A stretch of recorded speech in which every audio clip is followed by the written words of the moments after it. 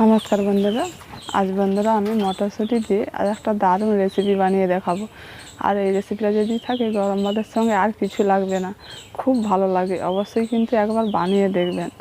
তবে চলো শুরু করি। এখন মটরশুঁটিগুলো আমি ছাড়িয়ে নিচ্ছি। খোসা থেকে মটরশুঁটিগুলোকে বের করে নিচ্ছি।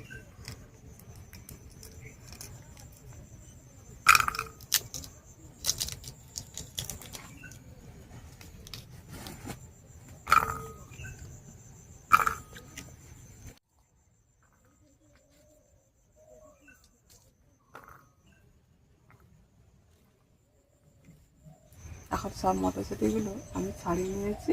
এবার এই মটরশুঁটিগুলোকে এখন বেটে নিচ্ছি। অল্প অল্প করে দিয়ে বেটে নেব।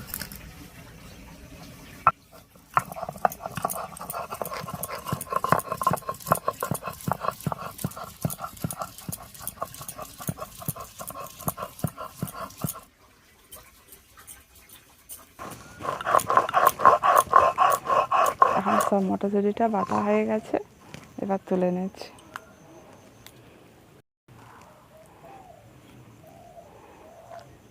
যতটা সম্ভব মিহি করে বেটে নিয়েছি।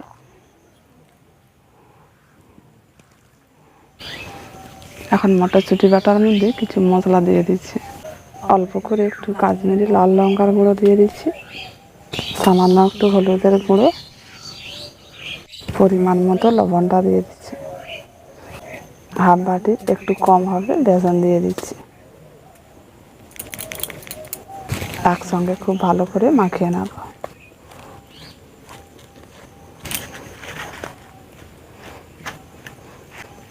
এর মধ্যে যদি জল লাগে একটু সামান্য জলও দিতে পারেন।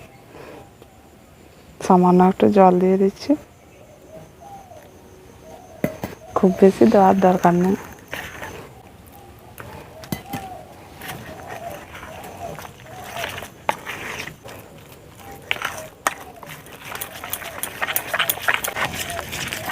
এখন এটা আমার তৈরি হয়ে গেছে। ওই কড়ার মধ্যে এখন জল দিয়ে দিচ্ছি। আগে থেকে স্ট্যান্ডটা বসিয়ে দিয়েছি, জলটা গরম হোক। এদিকে আমি একটি পাত্র নিয়েছি, এর মধ্যে একটু সাদা তেল দিয়ে দিচ্ছি। সাদা তেল দিয়ে ভালো করে মাখিয়ে নেব। এবার এর মধ্যে একটু ভালো করে কাঁচির মধ্যে মাখিয়ে নিতে হবে।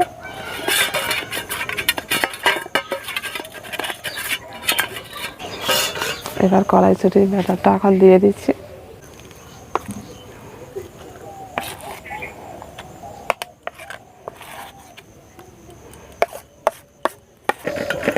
একটু ভালো করে এইভাবে চাড়িয়ে নিচ্ছি। এটাকে এইভাবে একটু সমান করে নিচ্ছি।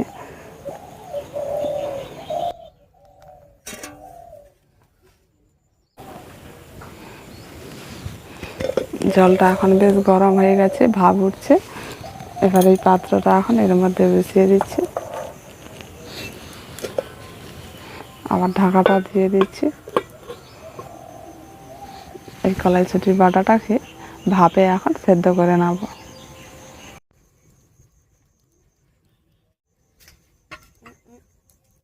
এখন 15 মিনিট পর আমি এটা দেখে নিচ্ছি হয়েছে কিনা। এখন দেখুন একটু মটরশুঁটির বাটাটা ফুলে গেছে, আর ওপরটা একটু শক্ত হয়ে গেছে। এখন পুরোপুরি এটা সেদ্ধ হয়ে গেছে, নামিয়ে নিচ্ছি।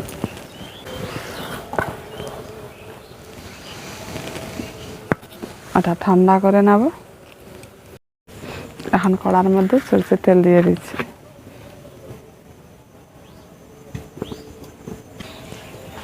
ওই তেলের মধ্যে অল্প করে কালো জিরে দিয়ে দিচ্ছি, একটু শুকনো লঙ্কা দিয়ে দিচ্ছি। এই রেসিপিটা আমি নিরামিষ বানাবো, তাই আমি পেঁয়াজ রসুন দেবো না। আপনারা নিরামিষের বদলে আমিষও যদি বানান পেঁয়াজ রসুন দিয়ে দিতে পারেন। এখন ফোড়নটা ভাজা হওয়ার পর টমেটোর কুচি দিয়ে দিচ্ছি।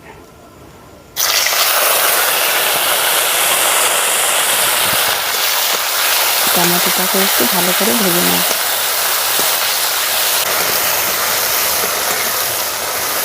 এখন টমেটোটাকে একটু ভেজে নিয়েছি, টমেটোর কাঁচা গন্ধটা এখন চলে গেছে। এবার এর মধ্যে আদা আর কাঁচা লঙ্কা বাটাটা দিয়ে দিচ্ছি। টমেটোর সাথে আদা কাঁচা লঙ্কাটা একটু ভেজে নিই।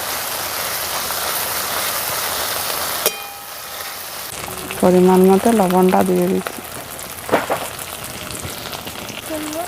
হাফ চামচ কাশ্মীরি লাল লঙ্কার গুঁড়ো দিয়ে দিচ্ছি।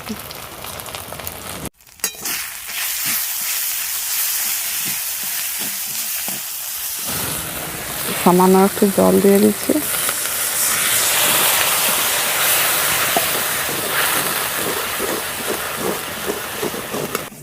হাফ চামচ জিরে গুঁড়ো দিয়ে দিচ্ছি।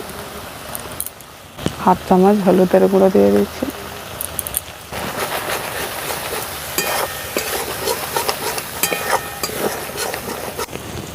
এখন মশলা থেকে তেলটা ছেড়ে গেছে। এবার এর মধ্যে পরিমাণ মতো জলটা দিয়ে দিচ্ছি।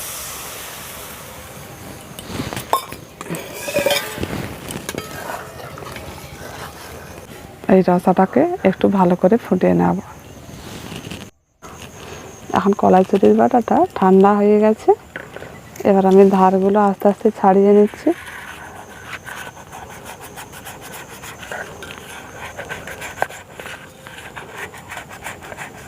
এবার এটাকে পিস পিস করে কেটে নেব।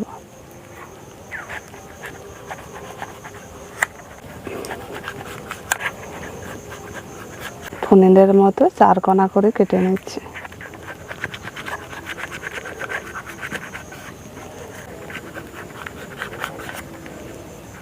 দেখুন কত সুন্দর হয়েছে, দেখুন কত নরম হয়েছে আর খুব সুন্দর সেদ্ধ হয়ে গেছে ভেতর পর্যন্ত। এখন ঝোলটাকে একটু ফুটিয়ে নিয়েছি। এবার আমি এগুলোকে এখন দিয়ে দিচ্ছি।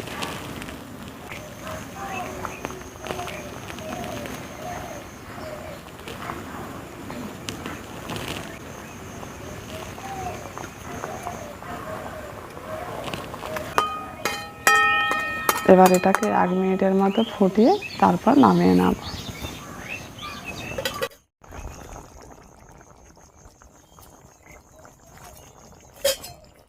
এবার এটাকে নামিয়ে নিচ্ছি।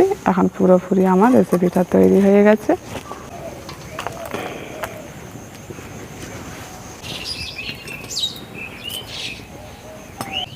এভাবে করে কড়াইশুঁটি আর বেসন দিয়ে রেসিপি বানিয়ে খাবেন, আর পনিরের আর দরকার হবে না, পুরো পনিরের মতোই লাগবে।